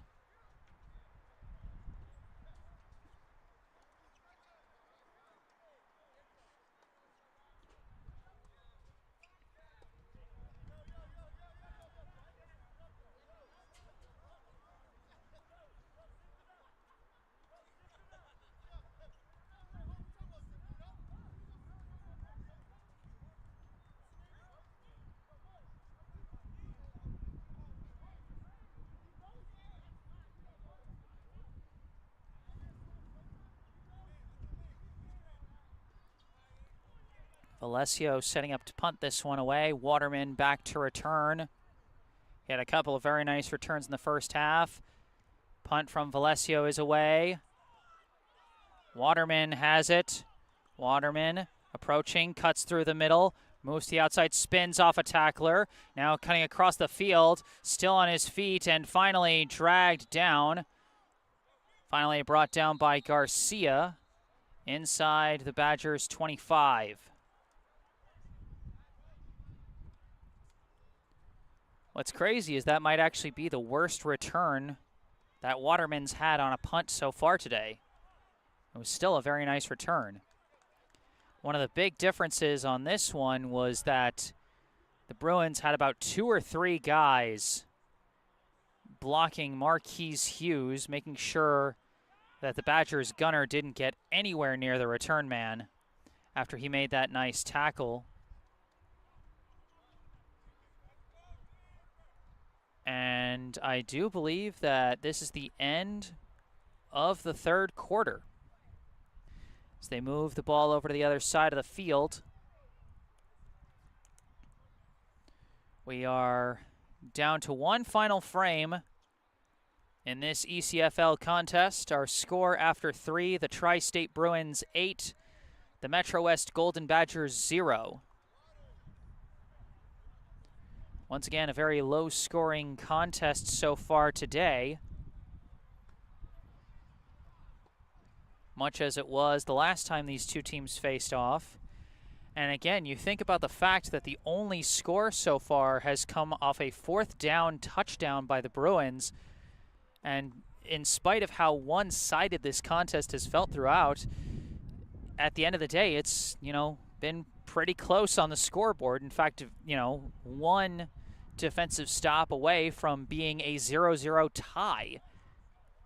despite how much the Bruins have been winning the yardage battle and the field position battle in very dominant fashion, no less.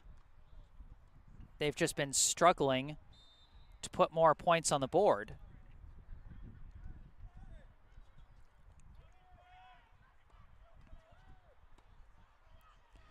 We've got a new quarterback.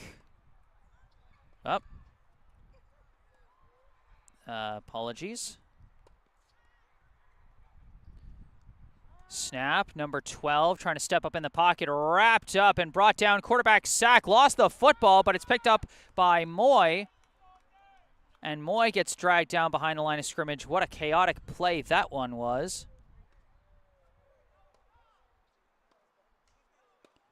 Number 12, Malcolm Figueroa,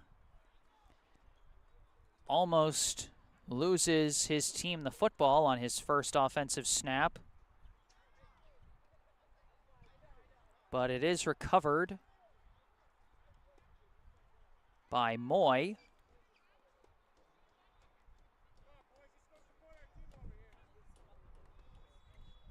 And so instead it's just going to be 2nd and long. Figueroa takes the snap and picks it up off the ground. Now starting to roll to his left. Flag is thrown, and he's dragged down. Another quarterback sack as they blow it dead. Campbell was first contact, but he's wrapped up around the legs by Daniel Garcia with Marquise Hughes assisting from the top. And we'll see what the flag is. If this is against the Bruins, probably going to be declined, but if it's against the Badgers, looks like it was against the Bruins, and it was declined, so it's going to be 3rd down from the Badgers' 34, and they started from about the 23, so this is 3rd and 20, looks like, as they place it at the 33-yard line. So the Bruins have moved about 10 yards back, and they are desperately missing Anthony Berardino and his shifty running abilities at the quarterback position as he comes back in for Figueroa after a couple of tough plays. The Bruins might have been trying for some kind of a different look. Because, I mean, Berardino has been running the offense fairly well. They've been moving the ball. They've just struggled, you know, getting those few extra plays they need for the score. Now Berardino back out in the backfield with Moy. 2 receivers either side. Snap, Berardino stepping back, looking to throw, running away from the rush, running to his right, now firing a pass. It is caught, but forced out of bounds. Was the receiver, Lecky Oliver, forced out of bounds by Ralph Duperville. Nice gain of about 9 on the play.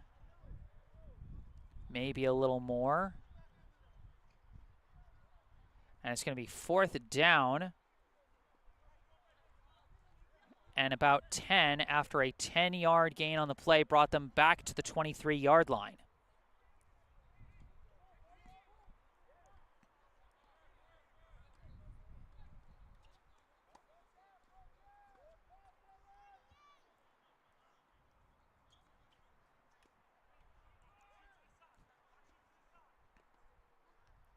Snap, Berardino looking to throw.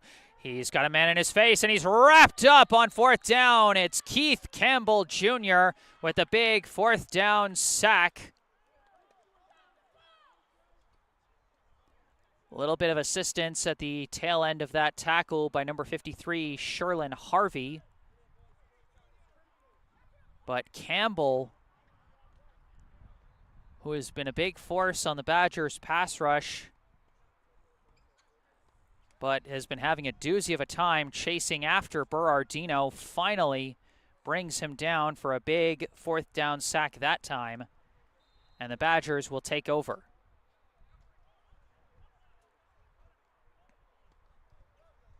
Now the only question is if the Badgers can find something on offense, they'll have 1st and 10 from their own 32.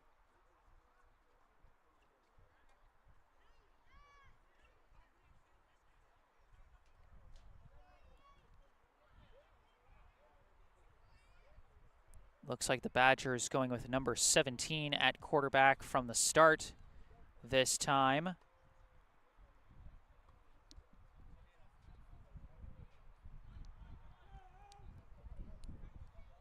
Two receivers on either side. And a timeout now called by the Bruins. Might have been similar to one of the timeouts the Badgers called in the first half, where in danger of a 12 men on the field call, and so you call a timeout just to make sure you don't take an unnecessary penalty.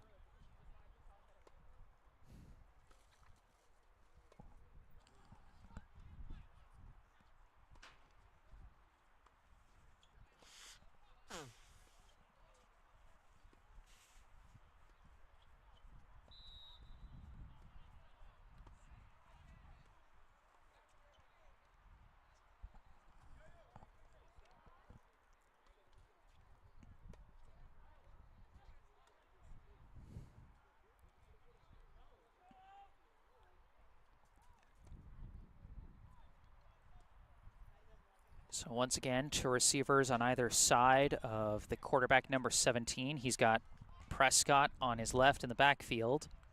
Takes the snap, fakes the give, looking for a pass, throws it over the head of intended receiver Joe Lyman.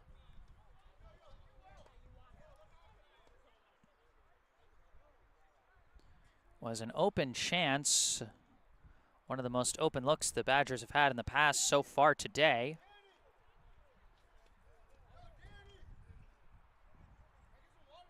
But it just wasn't quite there.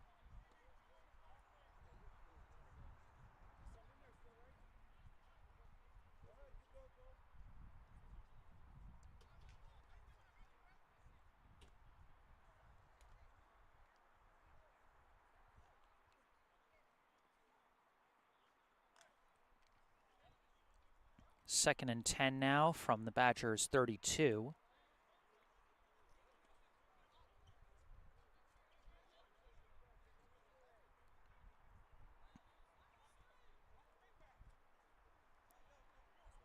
Same formation. 17 in shotgun. Snap. Scrambling now to his right, looking for a pass. Throws it just out of reach of Hughes, the intended receiver. Back-to-back incompletes. And it's going to be 3rd and 10.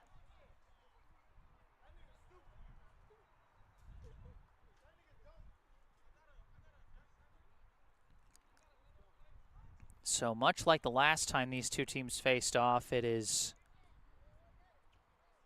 the defenses carrying both sides.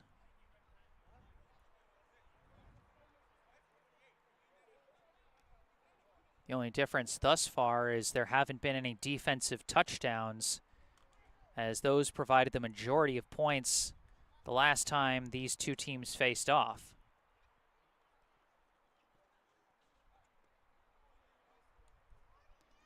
3rd and 10 for the Badgers.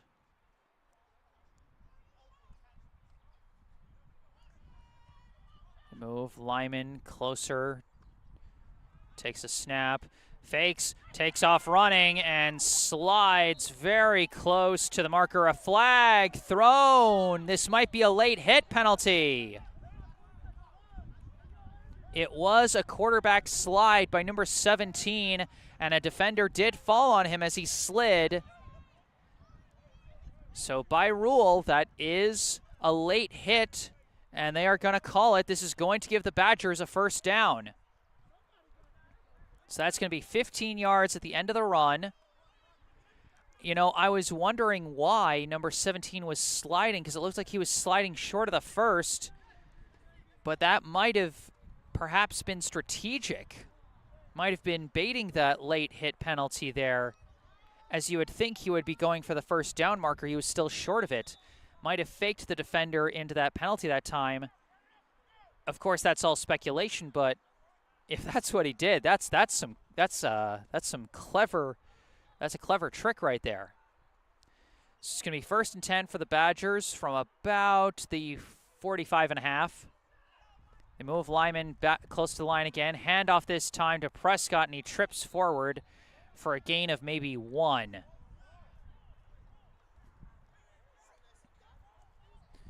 So it's going to be 2nd down and about 9 from about the 45.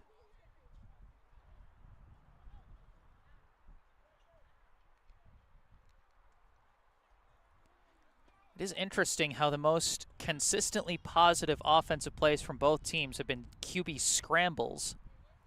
Obviously, Anthony Berardino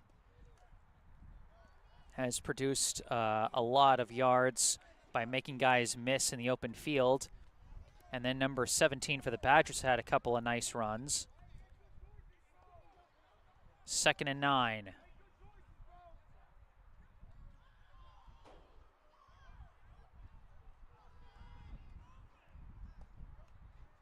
Snap. 17 looking to throw. He's got some time, but now scrambling to his left. Now floats one up, and it's caught! Joe Lyman with the first reception for the Badgers today, and that's going to be good for another 1st down. Lyman was left wide open down the far sideline, and he caught that pass like he was an outfielder waiting for a pop fly, as number 17 having to throw from an awkward position after scrambling to his left, but had a man so wide open he could just kind of float it up there. So the Badgers with back-to-back big offensive plays now have the ball at the Bruins' 33-yard line.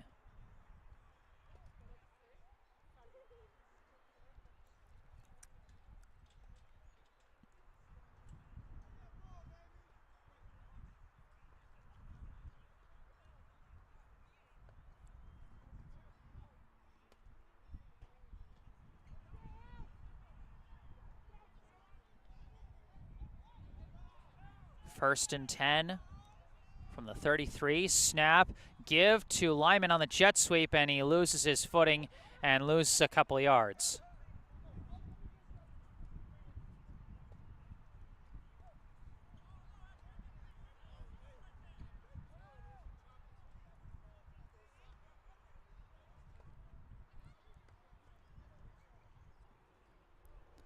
So it's going to be 2nd down and about 13 from the 36-yard line after the failed jet sweep on 1st down.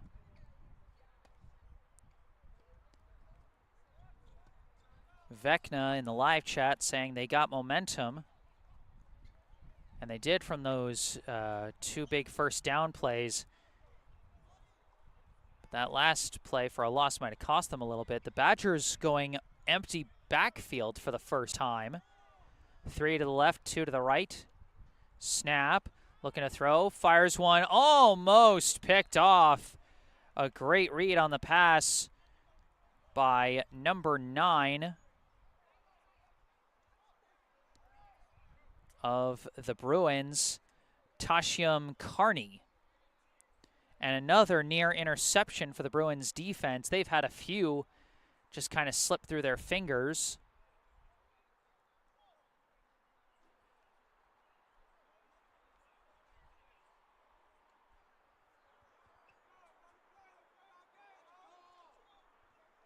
And so it's going to be 3rd and 13 now from the 36.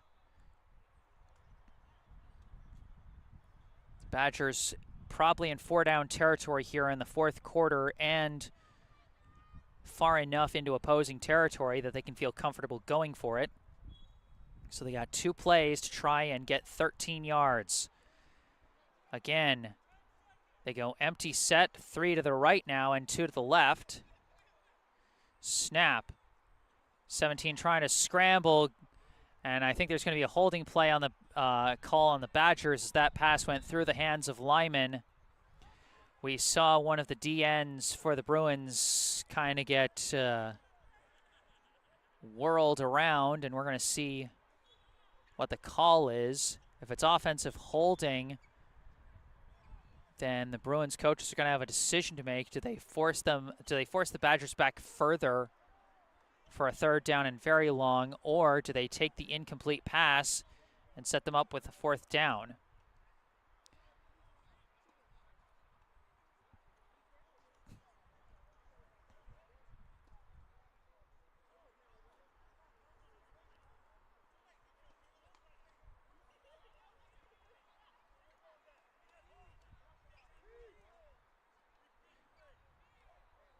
So it is holding on the Badgers.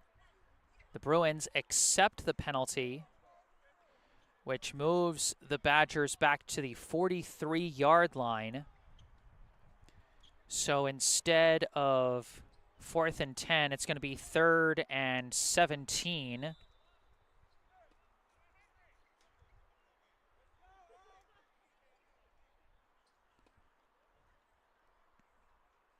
Interesting to note that Marquise Hughes has come off the field, probably taking a bit of a breather, as they've been having him play all phases of the game.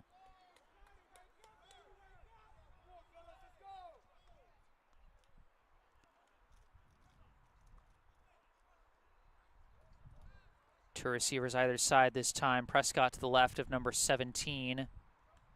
Snap. Stepping up, firing a pass to Pop Fly, and it's dropped by everybody. Waterman and number 33 were battling for that one. Waterman slightly misjudged where the ball was going to land, might have been slightly caught by the wind, but because he misjudged it, number 33 also stepped up a little too far.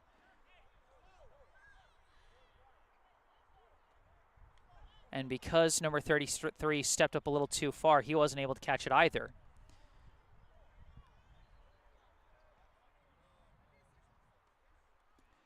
So it's going to be 4th down and 17 yards to go. Or no, 4th down and 20 yards to go, excuse me. 4th down and 20 yards to go from the 33 to the 43. So the Badgers coming out in punt formation.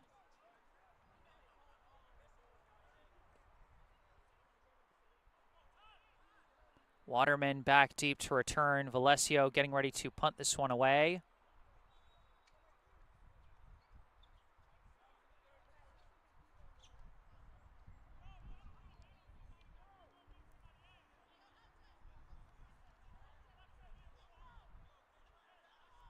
Snap.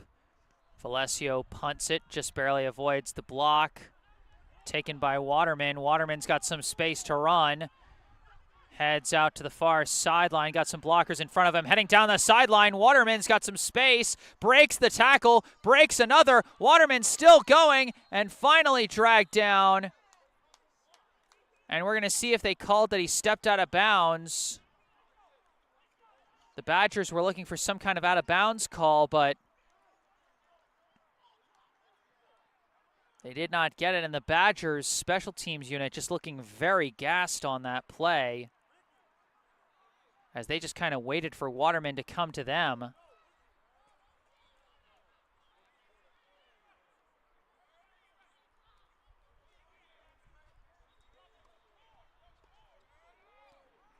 And it looks like at the end of it all, the spot of the ball is going to be at the Badgers' 20-yard line.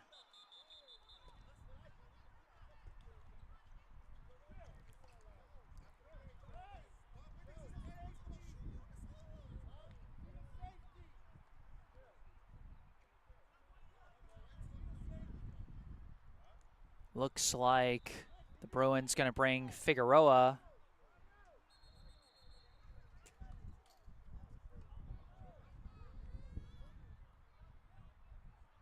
back in at quarterback instead of Berardino. Of course, the last time they tried that, the results did not go the way they would have wanted.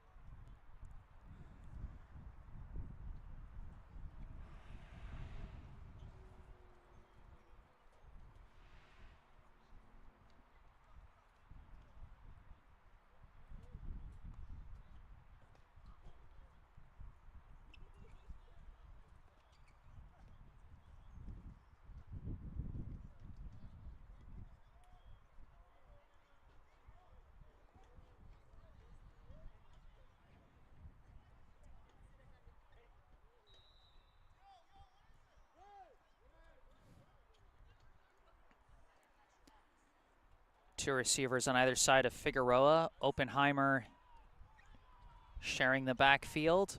Snap is low, but he picks it up and scrambles, looking to throw. Hit as he throws. Ball is tipped up in the air, and it's picked off by the Badgers.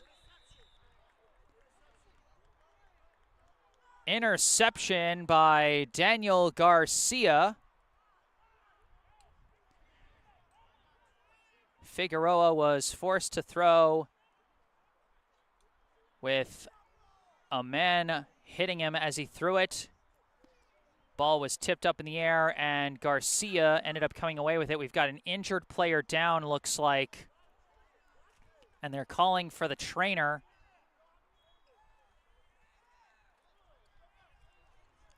Looks like an injured Badgers player. Bodies did get a little tangled up at the tail end of that play. Someone might have got rolled up on. Certainly hope whoever it is okay.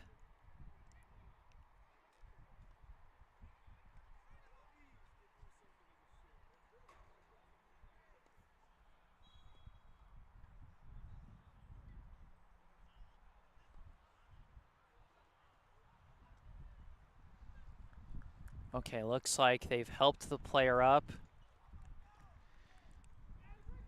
Coming off with a slight limp. That is number 20 for the Badgers, Ricky Brock. Brock coming off the field.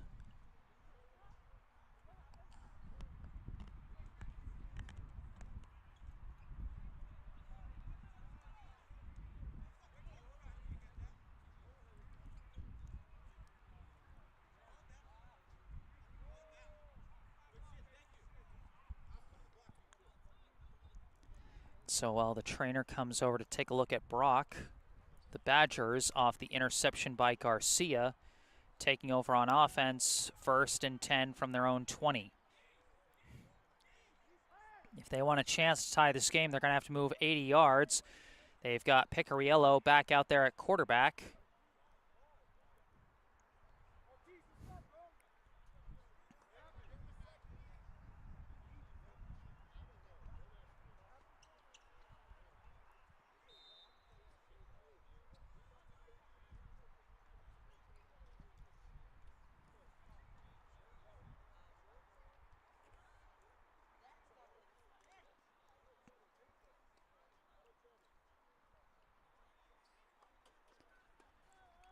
Looks like they're coming out with an empty backfield. 3 receivers to the right of Picariello, 2 to his left.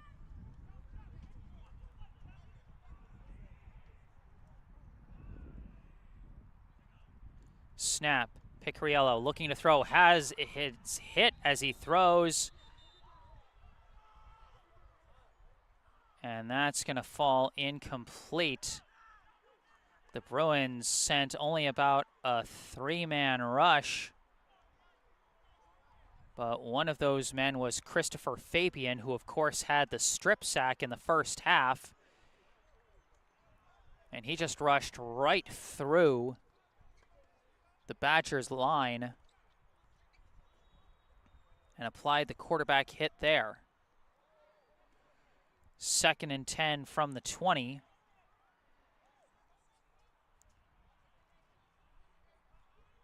And I mean, the Badgers' offensive line, if they want to be able to move the ball here late in the game, they've got to give their quarterback more time than that.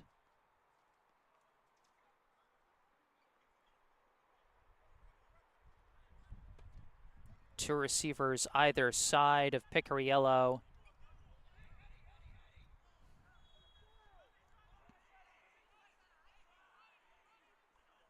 Snap, Picariello looking to throw, stepping back, fires a pass, almost picked off again. How many near interceptions can a team have?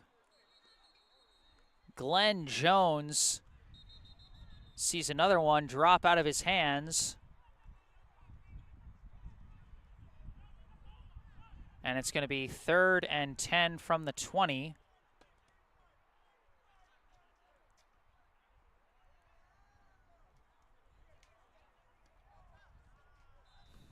Again, the Bruins pass rush not giving the Badgers a lot of time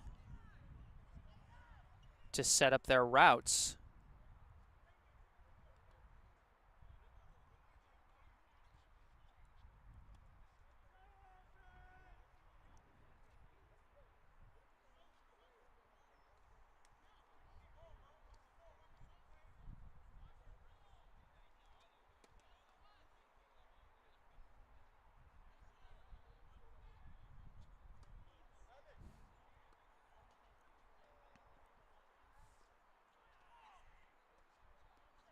We got two backs in the backfield with Picariello, and the snap flies over his head. He's chasing after it and just falls on it. On 3rd and long, a bad snap dooms the Badgers' offense. And the question is, how much time do we have left in this game? Do the Badgers have time to just punt this one away?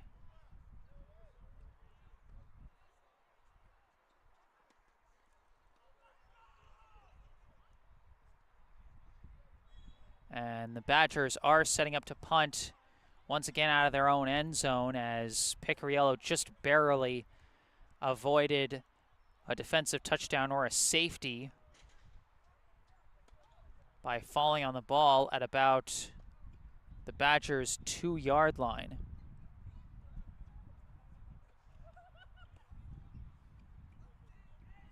Waterman once again back deep for the Bruins. Snap. Valesio punts it off the side of his foot, and that's going to fly out of bounds. No chance on the return, as it goes out at about the 26.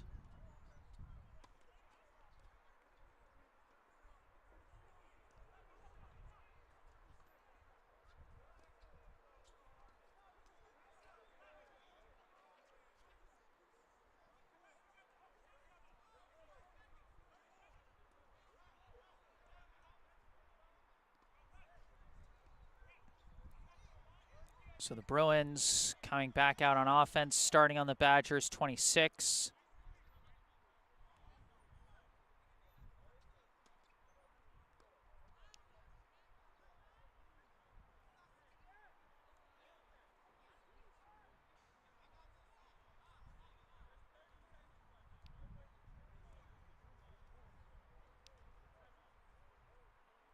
Not sure how much time is left here.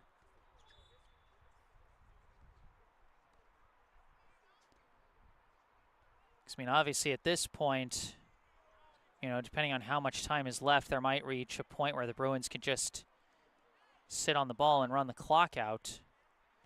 But if there's enough time left, they might just try and punch in one more touchdown to make this a 2-score game. Obviously no scoreboard clock here.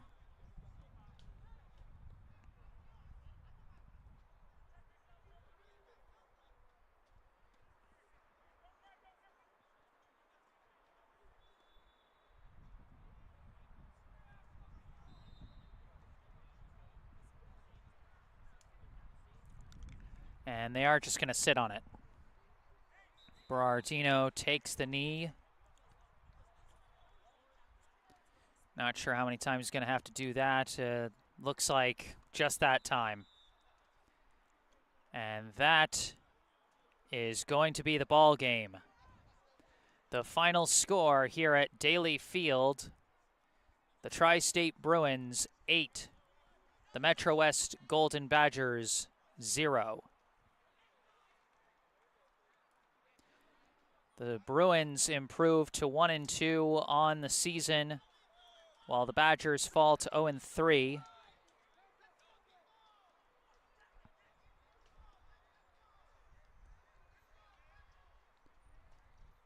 And a few mentions in the live chat about a point I've made before, that the Bruins really dominated the possession game, really dominated the yardage game, and really dominated the spot on the field game, which I know there's a better word for some reason my my brain's blanking on that. But they played most of the game in the Badgers' side of the field, but only able to find the end zone one time on a 4th down touchdown pass from Anthony Berardino to Chad Forst, 7-yard touchdown pass, and the 2-point conversion by Berardino provided the game's only points. That was on the first offensive possession of the game, and after that, while the Bruins were very tightly in control of the field position, they could not score again. And the Badgers just struggled to move the ball all day and weren't able to get any real good chances at scoring. And so that has us where we are here at the final. Thank you all so much for tuning in today. I am Jesse Mayfield Sheehan. Remember, if you enjoyed this live stream, be sure to hit that like button and subscribe to the channel for all things Golden Badgers football, whether that be live streams of future home games, you know, the season-long behind-the-scenes documentary, The Only Way Is Up, or any other Golden Badgers football video content. Be sure to subscribe for all of that. Thank you to all those who brought support to your teams in the live chat. If there's anything you'd like to say after the live stream is concluded, you can say it in the comment section down below. But for this live stream, that is going to do it. Final score from Daly Field: the Tri-State Bruins 8, the MetroWest Golden Badgers 0. I am Jesse Mayfield Sheehan from Daly Field in Boston, Massachusetts. Thank you all for watching, and have a good night.